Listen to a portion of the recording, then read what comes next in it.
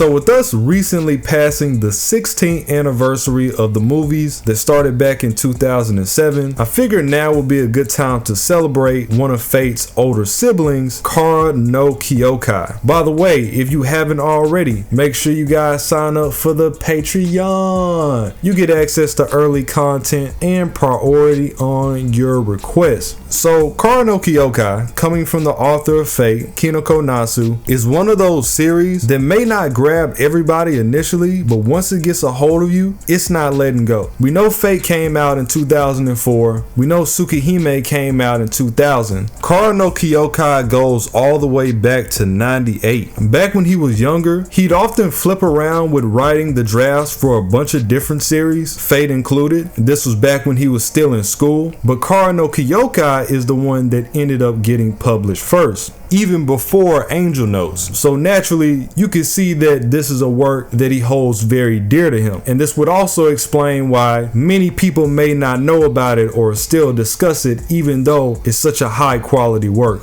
Unlike Tsukihime or Fate Stay Night, Kara no Kyoukai wasn't a visual novel. It was a set of light novels. It was its own thing. It wasn't an eroge like the other two to reach out and try to grab people of this demographic on a marketing level. It didn't have these different routes or these multiple bad ends like the other two. It was just one story that honed in specifically on its protagonist, Shikiryogi, one of the only wielders of the mystic eyes of depth perception. Now, while I'm sure a lot of people think this is a really cool and strange ability, it's not without cause. Shiki herself is a very multi-layered and interesting person in her own right, but you would have to know her to know that her powers are really telling the same story. They're actually telling a story of their own by her just having them. Instead of having multiple routes, Shiki had multiple personalities. Her family, the Ryogis, would often try to come up with an heir that had dual personalities, but Shiki was special because she ended up being connected to the root, Akasha itself, conceptually the authority over everything in the Nasuverse. Nowadays, this personality just gets called her void version, but the reason that they would have dual personalities to begin with, it was a part of the way that they were bred, is because she comes from a family of demon hunters, and while they were more active, they believed that it was more efficient for them to have different personalities that would hone in on certain things, making them more effective in specific roles instead of just having one persona try to carry all of that weight themselves. And for a time, they weren't wrong. So throughout the story, you see Shiki having her base personality, which is female, her male personality, and then the void personality that had the connection to Akasha. 10 years after the novels came out, they did a collection of movies that was animated by Ufotable, and it started back in 2007. To this day, these set of movies are breathtaking. They hold a level of quality that even most modern day anime still can't replicate. I kid you not, and I'm not gassing it. These are the set of movies that would pave the way for Fate, Demon Slayer, Mihoyo. The quality is just in a league of its own, and it goes way beyond it just looking good or just having a great soundtrack. It's a series that's very self-aware, even down to the minute details, to the point where if you're not paying attention, you might just miss out on the best parts of the story, focusing on what's right in front of you. The backgrounds aren't there to just be there. The music isn't just there to sound good. Everything elevates the experience and makes it more pronounced than it was before. Even the directing. The movies came out in anachronic order, meaning that they were out of order, and it was up to the person watching to sort of unwind it like a real mystery, like you're trying to put together all of the pieces of the puzzle yourself.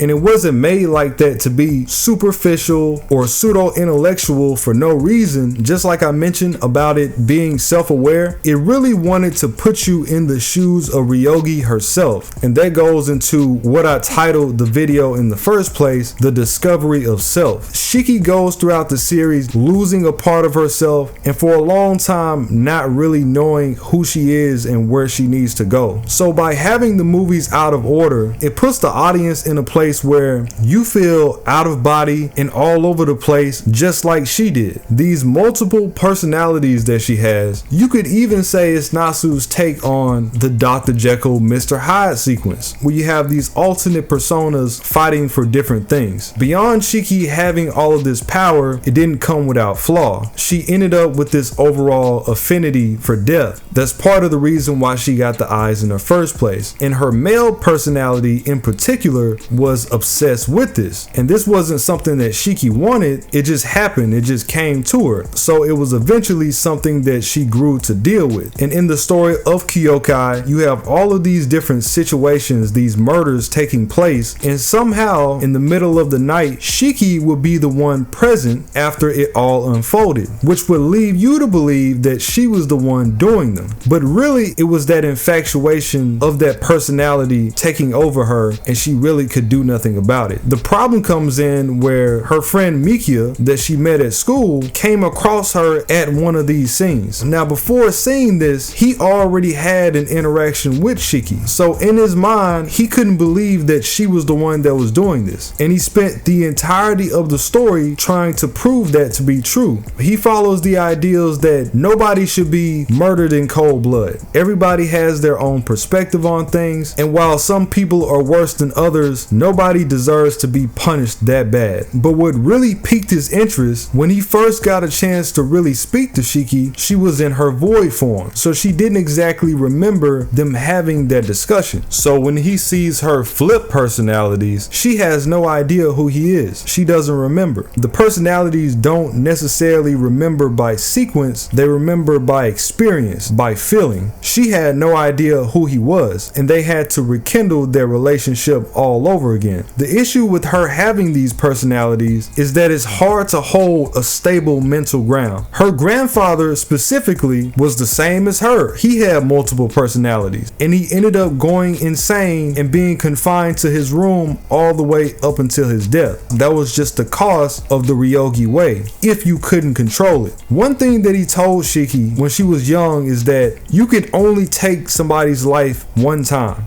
That's all you get, and still be a real person and still be a human being. After that, you commit to it. You become that. And that's kind of one of the focal points of everything that's going on. It's less about Shiki being manic and how everybody has multiple personas in a way. I'm sure you've heard people discuss this before. You have the side that you show to your coworkers, the side of yourself that you show to your friends, the side of yourself that you show to your family, each one going in on a deeper level than the one before. And then you have the final side, the one that you show nobody, your most vulnerable side, or at least you're very selective about who you show it to. Again, it's very intentional with this writing. The reason why I brought up the thing about her grandfather is that Shiki also deals with this throughout the story, because eventually, with her being so mentally unstable, just like her grandfather, she actually tries to take her own life. She can't take it anymore, but she ends up surviving. How? Because her male personality decided to sacrifice itself in order for her to continue living on. So now it's a situation where Shiki feels more lost than she's ever been. And you can equate this to losing something, either a person or a possession. It was the same with her personality. She had to start over from scratch. As we grow into ourselves as an individual, you build your entire personality around the things that you've taken in. That can be ideals from your guardians, things that's been around you, things that you don't want to be around you, and it leads you to believe that's all that you are. And this is where many people hit a wall in terms of growth. Many people don't want to grow. Many people find it comfortable to stay in the same place. It's terrifying for many to be dynamic, and it's way more comfortable to get into the habit of doing the same things over and over again. It's just a lot more safe that way. And so naturally, you try to hold on to these things that you built up into your character real close to the heart. Shiki, on the other hand, had that piece of her character stripped away from her. So a lot of the situations that her male personality would normally deal with, being the dominant role of her character in its entirety, she had to find a way to become strong on her own. When you first see her wake up in the hospital, all these different spirits and things trying to attack her, these these things go beyond just her having the hallucinations from her being in that coma for so long. It goes beyond her being from a psychic background. These spirits that are flowing around and these things that are attacking her are her feelings incarnate. That's why you see one of them specifically trying to choke her out, because what was easy for her to handle before is starting to overwhelm her because she doesn't have that backbone to deal with it. And a lot of that gets addressed when she becomes friends with Toko, when she starts to train and work under her. Same thing for Mikia. The fact that he believed that she was innocent means that he believed in her more than she believed in herself at a time, which is something that she really needed because it would ultimately define who she ends up becoming by the end of the story. A lot of things can happen when a person gets lost and they don't know where they're going. Sometimes they lose their self even more. Sometimes they end up with the wrong crowd. They end up doing drugs. They end up in a place where they would never normally be otherwise because they have no other way of dealing with it. Everybody doesn't have the same mental fortitude, and there's nothing wrong with that. That same person that's grinning ear to ear is probably going through or has been through something that you can't even imagine, and they're just trying to get through it. The importance of her grandfather's statement is that he didn't have these elements around him to keep him on the right track, which is why he ended up going insane and confined to a room. Because if he didn't, he would have become a monster. He would have become consumed by those personalities. The story shows how important it is that you find those things eventually, or you might just become lost in the sauce. You might lose yourself to being on the treadmill of trying to be okay,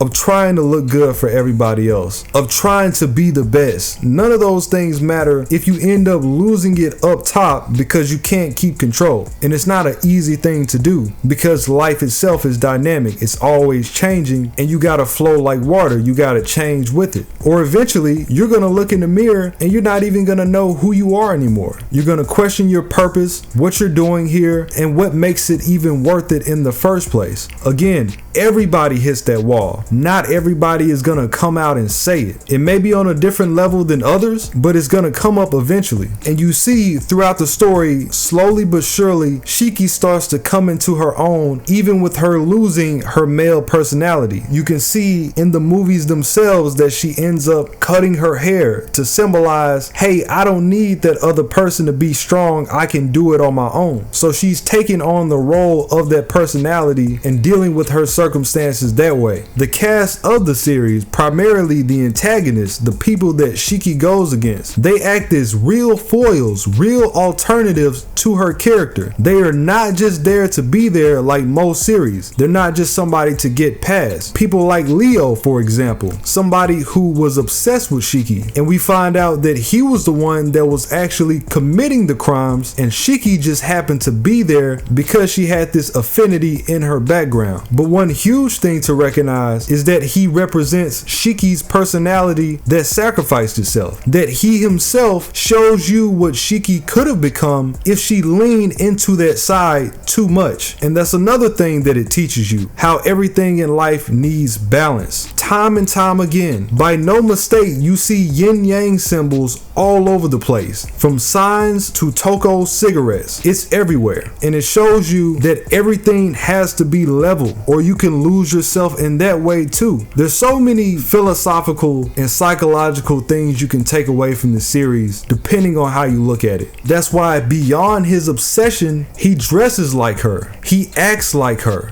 he cut his hair just like her. The same way we saw her feelings being incarnated as spirits, Leo shows us the monster that she could have become if she didn't heed her grandfather's words. Soren Arya, the main antagonist that was weaving everybody under his fingertips, people like Leo and Fujino, for example. He also used to be a good person. He was a monk. But what happened was he saw death far too many times throughout his life trying to reach the root, and he started started to question the meaning of life in general, to the point where he wanted to find a way to stop it, and he'd do anything to reach the root, even if that lacked morality or going by the laws of who he originally was in the first place. So the way that Leo shows you about balance, he shows you that it's important to have meaning to life, because if you're a nihilist, if you're directionless, you will again one day look up and not recognize who you are. And if you see what Soren's become, he's a far shot from being human. In fact, it's a lot like the situation with Zoken and Kirei. Soren is actually voiced by Kirei, but he has these elements like Zoken that he wants to change the world, and through the way, he's lost who he is. So out of all the people to change the world, it's not even really your call anymore, because you're not human. Realistically, it never was, but certainly not now. Antagonists like Fujino, who also comes from a set of demon hunter clans just like Shiki. She was raised to be a certain way, and she has the mystic eyes of distortion. For a long time, she couldn't feel like the normal person could. But by the time that she could finally feel again, it came with the horrific experience of her being preyed upon by multiple men. And so in order to get back at these men, in order to get back at the world, she just started to hunt down the person that did this to her, to the point where it eventually reached the innocent, and she had to be stopped. And Shiki was the one that did this. Yet another monster that she could have become if she decided to blame the world for her problems. How many times do you turn on the news and you see somebody just taking out everything that happened to them on everybody else because they reached a point where they can't deal with it anymore? And this even goes beyond just being mentally ill. These are people who were completely sane and just went off the rails. A fortunate part for Shiki is that a part of her having this type of personality, times like when Shiki lost her arm in her fight against Fujino, when she was trying to understand her powers, Fujino literally used her mystic eyes to twist her arm until it was handicapped and useless. And it's things like that, when you lose something that's important to you, you can easily run around blaming everybody else for your problems. You go back to a scene after this where Shiki's just in the room, just taking in the subtleness of just eating ice cream. She doesn't have anything in her room because, again, she's building that personality. She has no character to speak of. To everybody else looking in, it might look weird, but it really reinforces how important it is to relish in the little things in life, because that can easily be gone too. Just like that. You know, it shows you the value of life too. Although Shiki had this affinity for death, which would naturally isolate her from the rest of people, you can see in certain scenes that she genuinely enjoyed being around animals, because unlike humans, these animals aren't gonna judge her. So that too is yet another natural thing where you see in real life how people will adopt animals. They can't speak, but they can feel. They have very high emotional value. Isn't that crazy? This entity that can't even talk to you has more emotional value at times than a person that you can just walk up and talk to.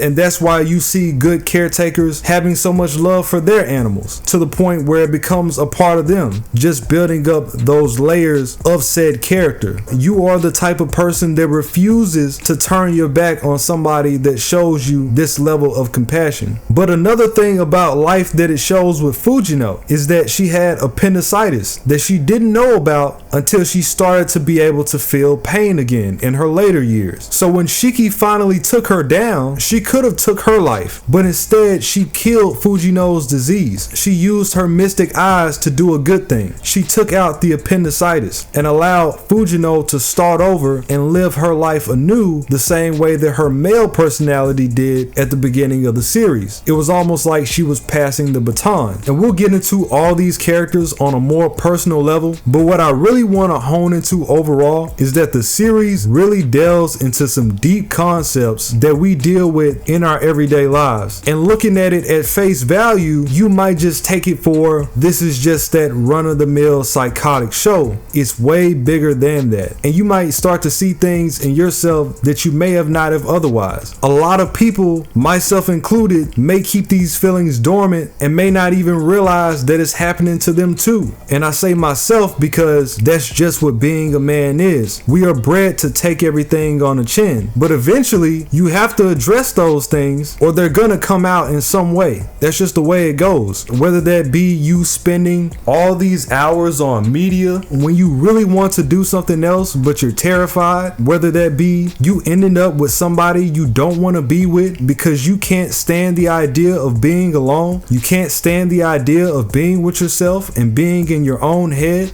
All sorts of things. And I'm really speaking on broad terms, but we can't pretend like these things don't exist. And that's why I'm constantly fortunate for having you guys in the channel. These feelings on my end don't even get the chance to manifest because I'm always working. Shiki shows us that growth is essential, that your growth as a human being is strictly defined by what you want to be and the standards that you set for yourself. Whatever spiritual, political, or lawful values that you decide to follow, and not just becoming what the world wants you to be. And as I bring that up, Shiki was able to conquer her former self, and she eventually ended up with Mikia, and they had a child, Mono Ryogi. And this is important because this was after Shiki took out Leo. As that incarnation, that person that had lost balance, he was somebody that would just go out and take lives for no reason at all, just to prove a point and lure Shiki out. And she realized that he was somebody that didn't need to exist. He was just the embodiment of evil. And Mikia said that he would never forgive her if she took somebody out. But one thing that he had to understand, and this was a flaw in his character, is that everybody can't be treated the same. As I just mentioned recently, everybody's not redeemable. And Leo just so happened to be one of those people. Beyond taking the lives of all of those people, he was also cannibalizing them. He was eating their remains to get rid of the evidence. So it's nice to see that even through Shiki's plight, they still ended up together because she showed him things about himself that even he didn't know about. And that's how he was able to still forgive her in the end. Because up until that point, and like I mentioned with her letting Fujino go, even after what she had done, this was the first human life that Shiki had taken up until this point.